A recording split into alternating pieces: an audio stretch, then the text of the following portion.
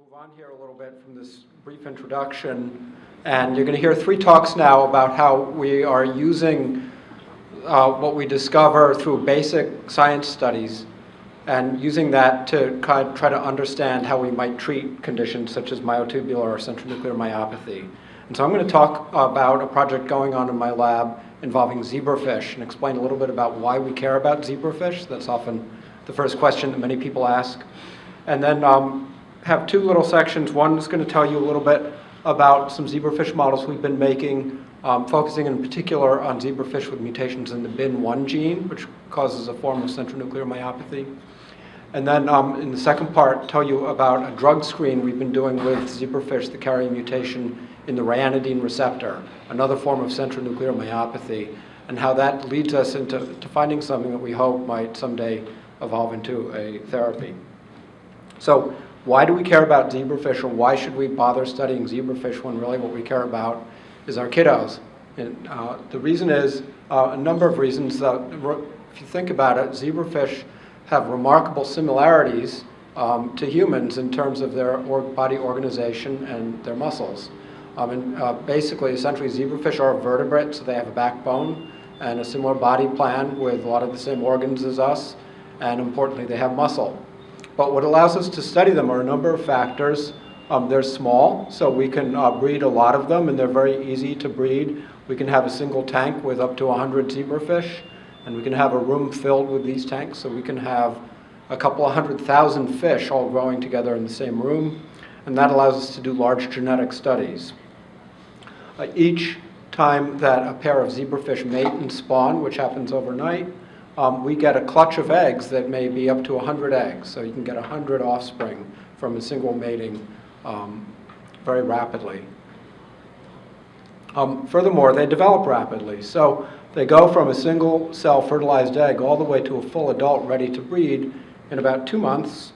But even more remarkably, if you just follow their development over the course of 2 days, this is a 2-day-old fish, having started as an unfertilized zygote here, you can actually see that it's formed all of its entire body plan. So it has all the major organs and a full-length body with plenty of muscle there. And furthermore, it's clear, so you can watch this happening in the microscope. So as we manipulate various genes and ask questions about what happens with the body when we alter those genes, we can actually see that happening over the course of a couple different days. And then finally, zebrafish skeletal muscle and human skeletal muscle, as well as mouse and dog and other animal models that we talk about, are remarkably similar. So within those first 2 days, we have both fast and slow muscle fibers. Our muscles are made up of a mosaic of fast and slow muscles responsible for slow weightlifting or rapid sprinting. And zebrafish has that. And when we look at the proteins and the structure at the molecular level, this just illustrates the group of proteins involved in muscular dystrophy at the cell membrane and a group of proteins involved in contraction in congenital myopathies. And they're remarkably similar. The same genes exist in zebrafish and humans by and large. We share about 70% of the same genes. And the proteins those genes encode serve very similar functions and have very similar structures. And then finally, we've developed a number of very powerful techniques to manipulate zebrafish genetically. So you take a normal zebrafish, and so, for example, let's say that Johan has discovered mutation in a new gene in Strasbourg, and they want to prove whether or not this is really the pathogenic mutation that causes disease. Well, one way to do that is to ask the question, if we alter that gene or mutate it in a zebrafish, can we see a muscle condition in that zebrafish that mimics the human condition? And that's the example I'm going to give you in a few minutes with BIN1. And briefly, there are 2 ways to do this. You can do it temporarily or transiently. You can knock down or reduce the expression of that gene by using something we call morpholinos. And so we call those fish morphins. And a morphint is something where we've injected this little nucleotide that inhibits that gene and turns it off for the first 5 to 7 or 10 days of life of that fish. So we can see what happens in a developing fish if it's missing the protein encoded by that gene.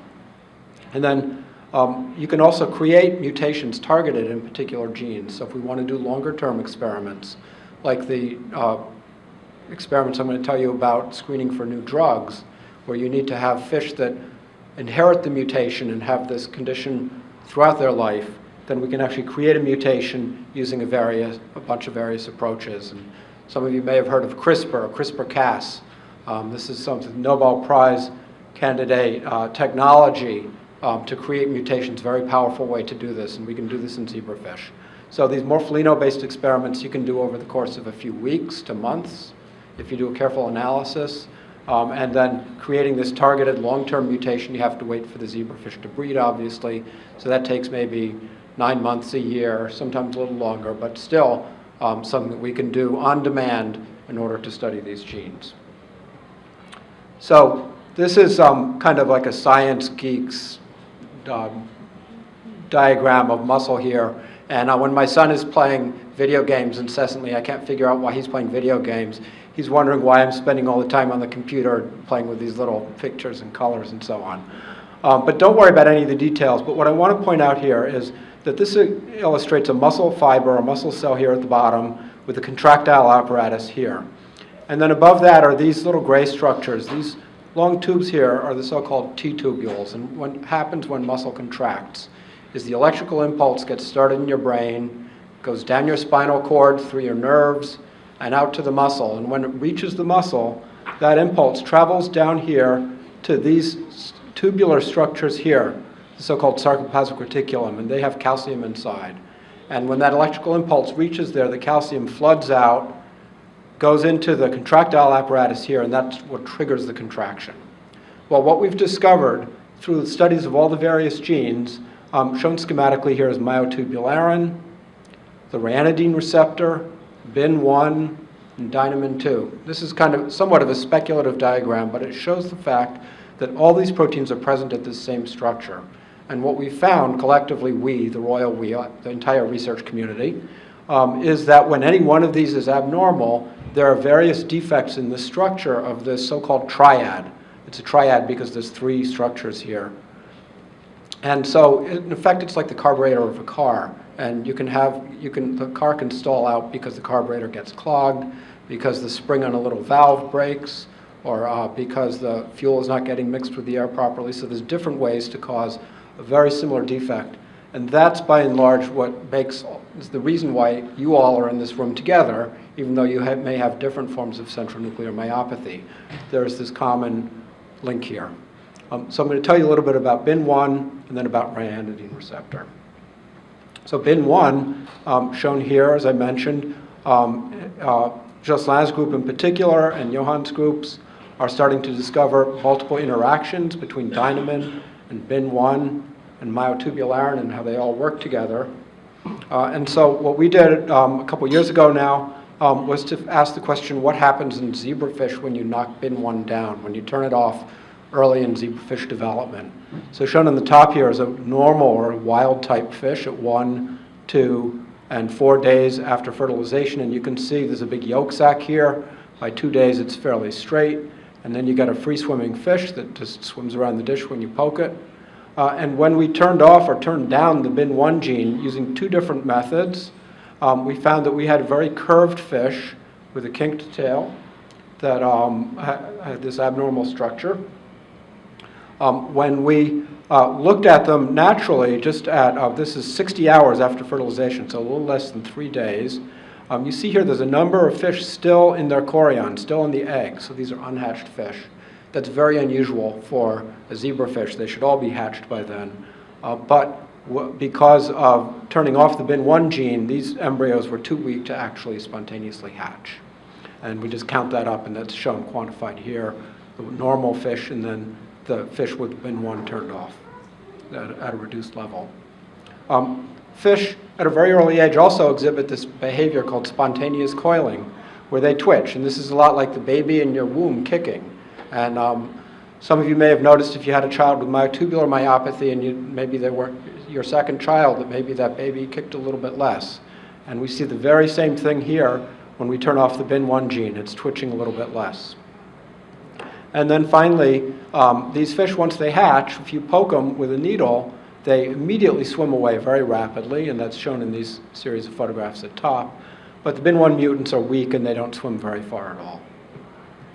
So then finally, we can look at the muscle under the microscope, and you can see the nuclei, and we see that these fish have a very, you can see that these nuclei are all lined up in a row. So under the microscope, these fish have an analogous defect in their muscle to what we see in the human patients. So I'm going to shift a little bit now to talk about the ryanodine receptor mutant fish. And these are called relatively relaxed, and these are fish that were identified by John Harada at the University of Michigan, and Jim Dowling and his group have studied them. And you can see this fish, when you poke it, a normal fish swims away really quickly. And here's our relatively relaxed fish, and you can see why it has that name.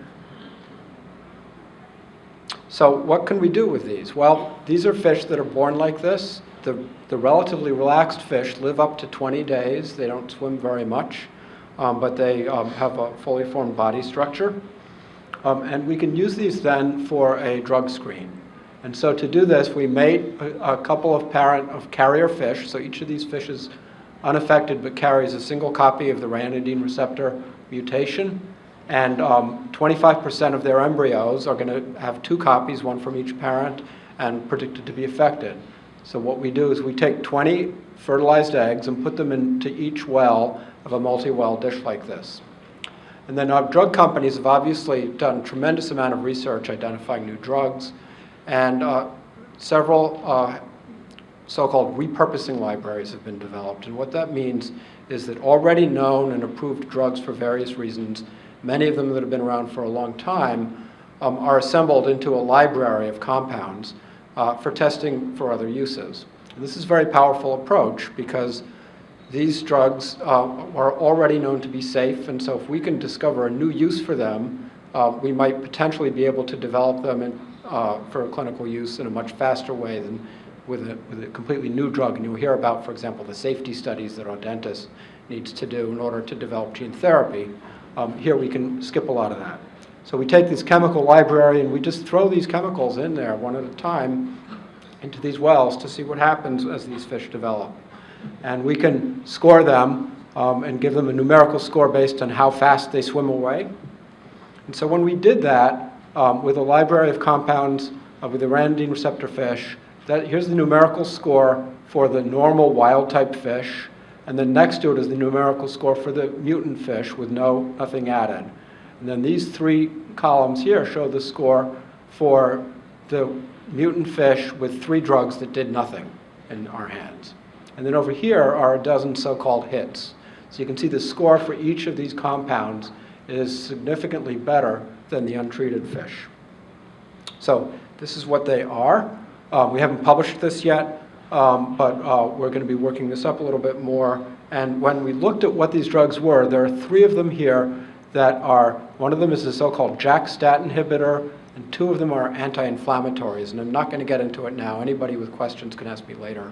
But essentially, these all are involved in a common pathway in muscle. What we see, for example, in a 20-day-old fish, here's a wild-type fish is nice and straight. Wild-type fish treated with one of these drugs. And then here's our mutant fish at 20 days, and they tend to have a strong curve in their body due to muscle weakness. And here's that mutant fish having been treated. And then we can also measure their activity. There's a machine that tracks it, and these red lines represent how far the fish moved over the course of 10 minutes. A wild-type fish treated with drug, a mutant fish untreated, and a mutant fish treated with drug. And you can see that in the graph over here, giving the drug treatment actually significantly increases mobility. So last slide, just to say that we're now studying this a lot further. We have a lot more work to do. This is very preliminary. Like I said, it's not even published. But we've tested other drugs in the same pathway.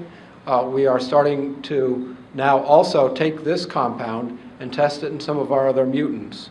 So this is a list of a whole series of zebrafish that we have available to us. And they include forms of muscular dystrophy, Nemeline myopathy, but notably we have fish with a Titan mutation, fish with the BIN1 mutation I told you about, and then these fish with the ryanodine receptor, and so we're testing it out in that. So with that I'll end. I just want to thank everybody.